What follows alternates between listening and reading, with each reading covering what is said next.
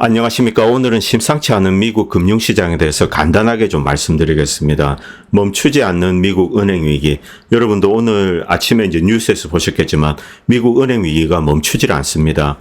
앞으로 2, 3년 동안 은행 몇백 개는 각오를 해야 되지 않냐, 이렇게 많은 사람들이 이야기하고 있습니다. 그리고 워렌 버핏의 인플레이션과 원자재 베팅, 여기에 관해서 말씀을 좀 드리겠습니다. 먼저 미국 뱅킹 인더스트리 역사에 대해서 말씀을 좀 드리겠습니다. 2000년 10월 이후 미국에서는 총 565개의 은행이 뒤로 나자빠졌습니다. 파산해서 아예 문을 닫거나 테크니컬리 부도가 나서 우량 자산과 비즈니스 섹터는 다른 은행에 넘기고 이제 인수되는 겁니다. 그리고 부실 자산은 연준이라든가 이런 데서 나서서 이렇게 처리를 하는 겁니다. 자, 565개, 언뜻 들으면 엄청난 숫자죠. 그런데 미국은 워낙 큰 나라고 50개 주로 이루어져 있습니다. 한 주에서 평균 한 50개 정도 은행이 부도가 났다, 이렇게 해석할 수 있습니다. 여기서 이제 미국의 이 커머셜 뱅크들은 우리나라 과거의 저축은행 사이즈보다 작은 그런 은행도 다 포함한 겁니다. 그러나 어쨌든 565개라는 숫자는 엄청나게 큰 겁니다. 은행 하나에 수많은 가게가 연결되어 있고, 그리고 또 많은 기업들이 연결이 되어 있습니다. 자, 은행이 뒤로 나자빠졌다는 이야기는 또 수많은 가정과 기업들이 또 고통을 받았다, 그렇게 해석할 수 있습니다. 565개, 엄청난 숫자입니다.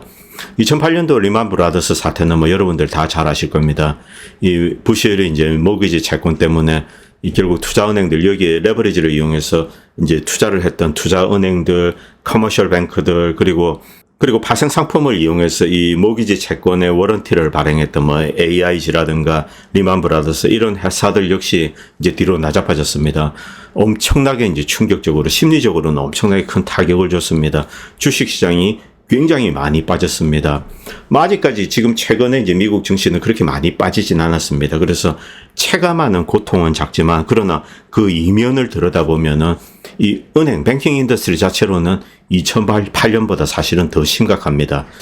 이 슬라이드를 잠깐 보시기 바랍니다. 이 슬라이드는 지금까지 파산한 커머셜 뱅크 상업은행입니다. 자, 2002년도에 일부 은행들이 파산했습니다. 닷컴 버블, 그리고 이제 증시 버블이 꺼지면서 은행들 일부가 이제 파산했습니다. 그리고 2008년부터 2012년까지 수백 개의 은행이 문을 닫았습니다. 이 중에서 가장 큰 것은 워싱턴 뮤추얼. 현재까지는 역사적으로 가장 큰 뱅크 페일리어 사건입니다. 워싱턴 뮤추얼, 시애틀에 있는 은행입니다. 여기 이제 일화를 보면 유명한 내용들이 나옵니다. 이 유태계 직원들을 몇 명 고용을 했는데, 이 부실한 서프라임이나 이런 이제 모기지 채권의 파생 상품을 이용해서 무위험 자산으로 만드는데, 자, 사실은 무위험이지만은 이 워런티를 발행한 측은 또 엄청난 리스크를, 무한의 리스크를 지게 됩니다. 이 워싱턴 뮤추얼 측은 이 파생 상품을 이용해서 서프라임이라든가 이런 이제 부실한 이 모기지 채권들을 모아서 계속 또 레버리지를 부풀리게 됩니다. 그래서 결국 이 뱅크 에셋이 엄청나게 커지게 되는 거죠. 은행 규모도 커지고 또 많은 수익을 걷게 됩니다. 이 부실한 이제 모기지 채권은 이 피가 높습니다. 그래서 이 규모가 커지면 커질수록 더 많은 수익을 은행이 얻게 됩니다. 그러다가 이제 결국 나자빠졌습니다. 지금까지 역사상 가장 큰 이 뱅크 페일리어 사건으로 기록되고 있습니다. 그리고 수많은 은행들, 이 커머셜 뱅크들이 이제 2년 동안, 3년 동안 이렇게 이제 문을 닫게 되었습니다. 그런데 여기는 미국의 이제 모기지 사태도 있지만은 일부는 유럽의 재정위기와 연관된 것도 있습니다. 2008년부터 2012년, 2013년까지 엄청나게 많은 은행들이 문을 닫았습니다. 한 500개 정도가 문을 닫았다고 보시면 됩니다. 그런데 2023년 올해 들어왔습니다. 처음에 이제 실리콘밸리 뱅크부터 줄줄이 이제 터지기 시작한 겁니다. 세계 은행이 뒤로 나자빠지게 되었는데 이 규모가 무려 2008년에 육박합니다. 다음 차트를 잠깐 보시도록 하겠습니다. 2008년도에 이 정도 규모의 이 뱅크 자산이 뒤로 나자빠졌다라고 보시면 됩니다. 그런데 지금까지 이제 2023년입니다. 자, 지금 한 4개월 지났습니다. 단 3개 은행이 뒤로 나자빠졌는데 사이즈가 똑같습니다. 뱅크 에셋 사이즈가 똑같습니다. 물론 2009년, 2010년, 2011년이 계속 이어지게 됩니다. 그러나 어쨌든 2023년 단 4개월 동안 나자빠진 은행의 뱅크 에셋을 다 모아봤는데 그게 가장 심각했던 2008년도에 뒤로 나자빠졌던 그 사이즈랑 똑같습니다. 자, 이제 겨우 4개월이 지났습니다. 이제 5월 며칠입니다.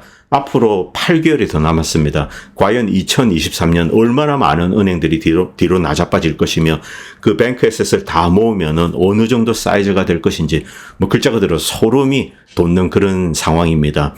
다음 슬라이드는 2008년과 2023년을 이렇게 비교한 겁니다.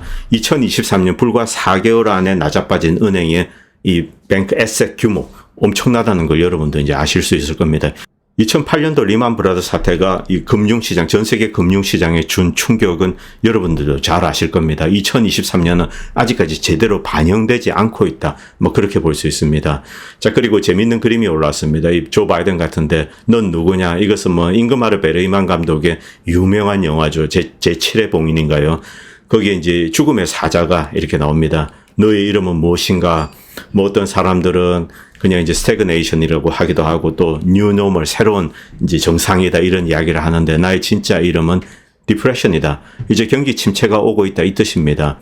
자, 그리고 조금 전에 팩웨스트 뱅크도 이제 심각한 위기에 직면했다 이런 뉴스가 올랐습니다. 그리고 장외에서 무려 53% 이 주가가 하락했습니다. 심각한 상황입니다. 멈추지를 않고 있습니다. 자, 앞에 3개의 은행을 거론했는데 여기에 팩웨스트가 이제 추가로 이렇게 명단이 올라갔습니다. 그리고 웨스턴 얼라이언스 마이너스 30%. 이건 역시 오늘 장이 마감하고 이제 터진 겁니다. 시간 외에서 이 팩웨스트는 마이너스 60%, 웨스턴 얼라이언스는 마이너스 30%, 메트로폴리탄은 마이너스 20%. 은행 주식 하락이 멈추지를 않고 있습니다. 자, 이제 섬뜩한 겁니다. 자, 도대체 왜 이런 일이 벌어졌을까? 뭐 여러분들 이제 너무나 잘 아십니다. 너무나 많은 돈을 찍었고 그리고 초저금리에서 흥청망청한 거죠. 엄청난 버블이 생겼습니다. 그리고 이제 이 다른 나라는 미국의 국채를 믿지 않습니다. US 달러, 이 기축통화로서 미국 달러의 가치도 이제 믿지 않는 겁니다. 그렇기 때문에 이런 모든 것들이 복합적으로 결합이 되어서 미국을 심대하게 흔들고 있는 겁니다. 돈을 워낙 많이 찍어냈기 때문에, 자, 이 미국 국채가 워낙 많이 이제 시중에 나와 돌아다니고 있기 때문에 국채 가격이 하락하고 뭐 동시에 금리가 오른다는 이야기입니다. 결국 외국에서도 살기 위해서 미국 국채를 덤프할 수밖에 없었습니다. 뭐 여기에는 여러 가지 이유가 있습니다. 일단 미국과 서구가 러시아의 외환 보유금을 몰수하고 그리고 이 베네수엘라의 금을 런던에 보관된 금을 몰수하고 그리고 아프가니스탄 외환 보유금도 몰수를 했습니다. 이런 사태를 지켜보면서 각국들은 미국과 서구를 이제 더 이상 믿지 않는 겁니다. 내가 이 달러 표시 자산을 이제 미국이나 런던에 파킹을 해뒀는데 내가 미국 정부에 잘못 보이면은 내가 이제 깡통 찰 수 있구나. 그러니까 내 돈을 다 뺏어가는 겁니다. 미국과 영국이 강탈해가는 거죠. 이런 일을 다시는 겪어서는 안 된다. 그래서 이제 세계 각국은 덤프하는 면도 있습니다. 뭐 동시에 이 미국이 워낙 많은 돈을 찍어내고 그리고 미국 국채가 이제 속된 말로 길바닥에 이제 굴러다니는 거죠. 지난 1년 동안 가장 많이 투매했던 국가는 일본입니다. 과거에는 일본이 이제 가장 많이 사줬죠. 중국이 2016년부터 미국 국채를 서서히 줄여오기 시작했는데 그것을 뭐 사실상 일본이 거의 다 받았다라고도 할 수 있습니다. 그러나 미국은 작년 2월부터 빠르게 이제 이 국채를 팔아쳤습니다. 여기에 중동 지역 국가들도 가세를 하고 중국 역시 계속 미국 국채를 덤프했습니다. 자, 그런데 미국의 금융기관들이 그동안 이렇게 이제 그것들을 받아오기 시작한 겁니다. 그동안 미국은 이제 언론에 이런 이야기를 했습니다. 중국이 야 국채를 덤프할 거야 이렇게 이제 협박을 합니다. 2015년, 16년부터 협박을 했습니다. 그러면 미국의 이제 금융 전문가들은 웃기지 마. 그까짓 것은 미국이 다 받아줄 수 있어. 이런 이야기를 했습니다. 실제로 다 받았습니다. 자, 이 일본, 중국, 사우디 뭐 다 받았는데 결국 이 커머셜 뱅크는 원래 이 위험한 투자를 해서는 안 됩니다. 국채 역시 이 금융 상품이기 때문에 가격이 이제 왔다 갔다 합니다. 은행은 보다 안전하게 자산을 관리할 의무가 있습니다. 그런데 통상적인 어떤 리스크 매니지먼트 기준을 초과해서 미국 국채를 인수했습니다. 도대체 왜 그렇게 했을까? 자, 그것은 아직까지 시중에 잘 알려지고 있지 않습니다. 결국 세관에서는 이런 추정을 하고 있습니다. 자, 이 글로벌하게 미국 국채를 덤프해 왔습니다. 그러니까 이제 미국 이 연기금이라든가 커머셜 뱅크 이런 데서도 이제 미국 국채를 이렇게 사들이게 되는 거죠. 그런데 이것도 이제 어느 정도 한계가 있는 겁니다. 자, 우리가 보통 파생 상품 이야기를 많이 합니다. 뭐 CDS 요새 좀 화제가 되고 있는데 CDS는 이 커플스 오브 빌리언 달러의 이 마켓입니다. 그런데 이 국채 시장은 트릴리언이 왔다 갔다 합니다. 뭐 1000분의 1, 수백 분의 1도 되지 않습니다. 즉 CDS 마켓이 아무리 활발하게 움직여도 이 실제 상품 시장을 커버를 할 수가 없는 거죠. 리스크 해칭이 불가능하다는 겁니다.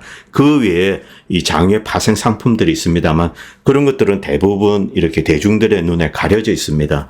은행 간에 이렇게 하게 되는 거죠.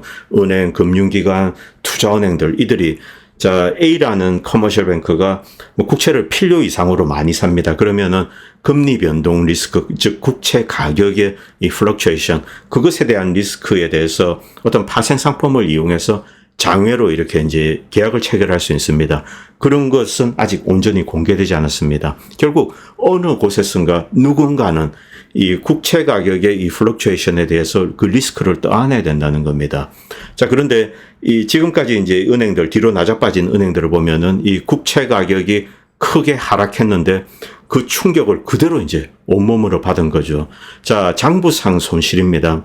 통상적으로 국채를 사면은 만약에 이제 가격이 하락하면 만기까지 홀딩을 할 수 있습니다. 그러나 만기까지 돈이 묶이게 되고 그리고 외부에서 봤을 때 이 은행에 실제 장부상 많은 손실이 났다는 것을 알 수 있는 거죠. 그래서 이 뱅크런이 발생하게 됩니다. 고객들은 디파짓을 빼는 거죠. 그래서 엎친 데 덮친 격으로 이 은행은 주저앉게 되는 겁니다.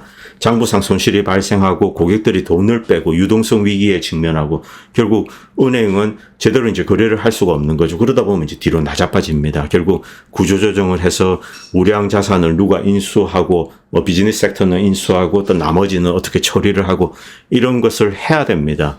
자, 지금까지 이런 것조차 이제 제대로 되고 있지 않는 겁니다. 자, 지금 세계 은행이 뒤로 낮아빠졌는데 지금 여러분들 이렇게 신문에 보시면은 이런 것을 어떻게 처리했는지가 불분명합니다. 연준과 재무부에서 개입해서 유동성을 공급하고 이 은행을 보다 이제 덩치 큰데 이제 떠넘긴다든가 이런 이야기는 들리고 있습니다만 구조적으로 어떻게 이 부실 자산을 처리를 했는지 이런 것은 잘 나와 있지 않습니다. 자, 이런 모든 것이 복합적으로 작용해서 은행이 이제 총체적으로 흔들리는 겁니다. 아직까지 수많은 은행들이 어느 정도 국채를 가지고 있는지 또 어느 정도 이 장부상 손실이 났는지 이런 것조차 제대로 이제 공개되고 있지 않습니다. 그래서 투자자들은 크게 동요하고 있고 은행에서 뭐 이 보호받을 수 있는, 보장받을 수 있는 것을 제외한 것은 이제 빼내는 거죠. 디파짓을, 예금을 빼내는 겁니다. 그래서 분산을 한다든가, 뭐 집에 가져갈 수는 없을 겁니다. 그래서 분산을 한다든가 뭐 이런 방식으로 하고 있는데, 혹은 금을 사거나 뭐 여러 가지로 심각한 상황입니다. 그런데 오늘 블룸버그에서 이제 이런 뉴스가 올라왔습니다. 미국 재무부는 자, 이 재정 적자가 심각해지고 있기 때문에 더 많은 국채를 발행할 거다 이런 이야기를 했습니다. 대신에 2024년 내년은 사들이겠다 이렇게 이야기를 했습니다. 야, 올해 재정 적자가 심각하게 발생하는데 올해는 이제 좀 많이 이렇게 국채를 팔아야 돼. 돈이 없다는 겁니다. 미국 재무부가. 그 대신 내년에 이제 사들일 거야. 이렇게 이야기를 한 겁니다. 시장을 안심시키기 위해서 이런 이야기를 한 것으로 그렇게 추정되고 있습니다. 좀 심각한 이야기입니다. 그럼 여기서 이제 미국이 왜 이런 상황에 처했는지 잠깐 돌아보도록 하겠습니다. 트럼프 집권 시기 2019년, 2020년 초까지 코땡땡 락다운 있기 전입니다. 이때까지만 해도 미국은 정상 궤도를 밟는 듯 했습니다. 중국과 유리한 무역 협상을 해서 무역 적자는 점점 더 줄어들고 그리고 외국으로 나가는 공장을 다시 이제 미국으로 끌어들이고 해외 투자를 유치하고 미국 내 제조업을 활성화하고 그리고 이제 미국 내 고용도 늘고 수입도 늘고 소비도 늘고 뭐 모든 것이 선순환했던 그런 시기입니다. 그러다가 이 코땡땡 사태가 터지고 락다운이 되었습니다. 트럼프는 그때 일부 이제 돈을 풀었습니다. 돈을 풀어서 일단 민생을 안정시켜야 되죠. 그런데 이 바이든이 들어서고 나서 엄청난 상상을 초월한 돈을 풀기 시작합니다. 이 상상을 초월한 돈을 풀었는데 그런데 이 돈이 이상한 데로 흘러가게 됩니다. 첫 번째는 금융기관들입니다. 자, 이 유동성에 태핑할 수 있는 자는 대부분이 이제 금융기관입니다. 뭐 블랙락이라든가 뭐 뱅가드 이런 투자은행들, 커머셜 뱅크들 이들이 이 바이든이 찍어내는 엄청난 유동성을 공급받고 여기저기 미친 짓들을 했습니다.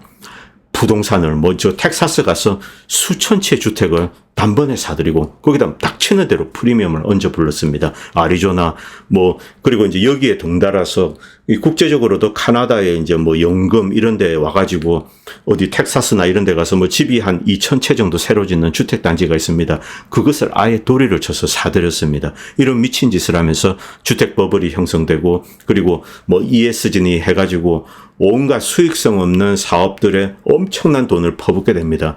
환경과 기업 거버넌스 이런 것과 연관이 되면 닥치는 대로 이제 돈을 퍼붓게 되는 거죠.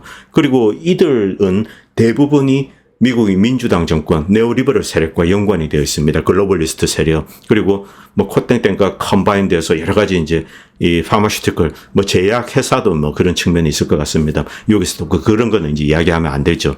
자, 어쨌든 이 바이든은 엄청난 돈을 찍어냈는데 글자 그대로 카발 세력이 흘러갔다라고 보시면 됩니다. 그들이 뭘 했는지는 모르겠습니다. 어쨌든 미국은 엄청난 버블이 형성되기 시작했습니다. 채권 시장, 그리고 주식 시장, 부동산 시장. 그러다가 이제 인플레이션이 이제 치솟게 되는 거죠. 이제 어떻게 할 수 없습니다. 그래서 정상화 시키기 위해서는 금리를 올려야 됩니다. 그것과 동시에 미국은 이상한 짓들을 합니다. 자, 미국 경제의 고질적인 문제들은 여전히 해소되지 않고 있었는데 미국은 이 기축통화 시스템, 이 달러를 웨퍼나이즈 한 겁니다. 무기화해서 이 러시아를 공격하는 데 사용해서 외환보유금을 몰수하고 그리고 베네수엘라 금을 몰수하고 아프간 외환보유금을 몰수하고 이 미국의 적이라고 판단되면 가차없이 이 웨퍼나이즈드 된 어떤 금융 시스템을 이용해서 공격을 하는 겁니다. 이런 것을 보고 이제 세계가 글자 그대로 이제 질려버린 겁니다. 질려버렸는데 이 러전이 터졌는데 희한하게 러시아가 이기는 겁니다. 미국과 전 유럽이 다 우크라이나 뒤에 달라붙었는데 러시아가 이제 박살을 내고 이기고 있습니다. 그래서 이 세계의 나머지 80% 소위 글로벌 사우스라는 집단이 용기를 갖고 미국과 서구로 이제 배척하고 등을 돌리기 시작한 겁니다. 그런데 이들 글로벌 사우스가 서구에 등을 돌린 이유는 여러 가지가 있습니다. 그런데 단순히 어떤 그들의 제국주의적인 형태, 깡패적인 행동이 싫어서만은 아닙니다. 실제 이 서구 사회, 미국과 서유럽의 약점을 보았기 때문입니다.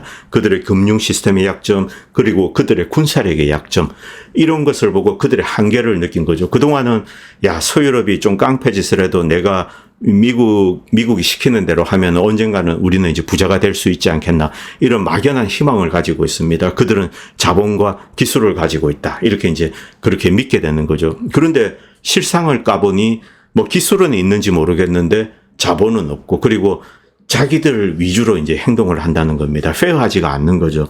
그런데 이들이 이제 주변을 둘러봅니다. 주변을 둘러봤는데 이 미국이나 서유럽, 일본처럼 뛰어난 테크놀로지는 가지고 있지 않으나 우리나라를 개발시킬 정도의 충분한 기술력은 가지고 있고 또 자본도 풍부하게 가지고 있는 나라가 눈에 띄는 겁니다. 바로 그것이 중국입니다. 그래서 글로벌 이 사우스는 중국을 중심으로 러시아, 인도, 브라질, 남아프리카 공화국, 중동 지역 국가들 이렇게 이제 뭉치게 되는 거죠. 우리끼리는 좀 페어하게 일을 처리하자, 페어하게 거래를 하자, 이렇게 나선 겁니다.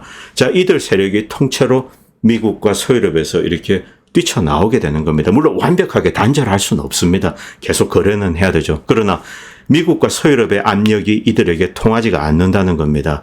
여기서 미국이 심각한 공경에 처한 겁니다. 바로 이 기축통화로서 US 달러의 지위, 그리고 세계 금융 시스템의 중심지로서 월가의 위상, 이것이 흔들리기 시작한 겁니다. 유럽도 마찬가지입니다. 유로의 위상, 그리고 런던 금융시장의 위상, 이런 것들이 동시에 흔들리기 시작한 겁니다. 이런 모든 것들이 결합되어서 이 미국의 이제 기축통화국의 지위를 흔들고 있는 겁니다. 그리고 중동 지역 국가들은 페트로달러 체제를 흔드는 거죠. 자, 여러 가지로 이제 지금 심각한 상황인데, 이 워렌 버핏은 2020년 들어서 원자재와 인플레이션에 풀 베팅하고 있다. 즉, 물가가 상승하고 있다. 여기에 베팅을 한 겁니다. 동시에 화폐 가치, US 달러의 가치는 떨어질 거다, 이렇게 베팅을 했다고 보시면 됩니다. 원자재 인플레이션에 풀 베팅을 했는데 2019년 이후 벅셔 해스웨이를 통해서 몇몇 석유 회사 주식을 대거 매입하고 큰 돈을 벌었습니다. 그리고 에너지와 곡물 등 원자재 거래에 특화된 일본 종합상사 지분을 꾸준히 늘려오고 있습니다. 그리고 일본 이외 지역에서 저금리가 돌아오기 힘들 것을 예상했다, 이렇게 해석하고 있습니다. 맞는 말입니다. 일본은 여전히 초저금리를 뭐 강압적으로 이렇게 이제 유지하고 있습니다. 그런데 미국 같은 경우 이제 금리가 오르고 있는 거죠. 버핏의 이 예상은 적중했습니다. 자, 여기서 중요한 것은 1번 종합상사입니다. 벅셔 해서웨이의 에너지 기업 지분 매입 2019년부터 쭉 있습니다. 그런데 여기서 주목할 것은 2020년부터 1번 종합상사 지분을 꾸준히 늘려오고 있다는 겁니다. 뭐 1번 종합상사는 뭐 한국 분들 더 잘 아시죠.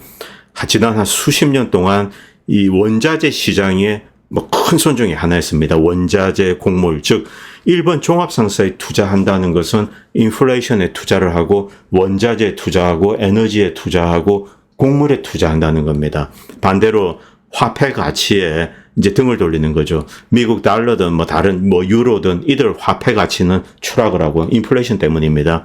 반대로 인플레이션 때문에 원자재나 에너지, 곡물 가격은 계속 상승할 거다. 여기에 워렌 버핏은 이제 2019년도부터 투자를 해왔고 꾸준히 이렇게 이제 포지션을 늘려왔습니다. 결국 워렌 버핏의 예언은 이제 전망은 적중했습니다. 여기서 다시 글로벌 사우스 시각으로 돌아오겠습니다. 일단 러시아와 중국은 살짝 배제하겠습니다. 뭐 이들은 뭐 거대한 국가들이고 실제로 이제 유럽, 미국과 싸우고 있습니다. 자, 다른 나라들 입장에서 물론 이제 인도와 파키스탄 핵은 있습니다만 그 수량이 얼마 되지 않습니다. 자, 이들 입장에서 미국과 서유럽은 이 핵 강국인 러시아와 중국과 전쟁을 불사할 정도로 저렇게 이제 정면 충돌을 하고 있는 겁니다.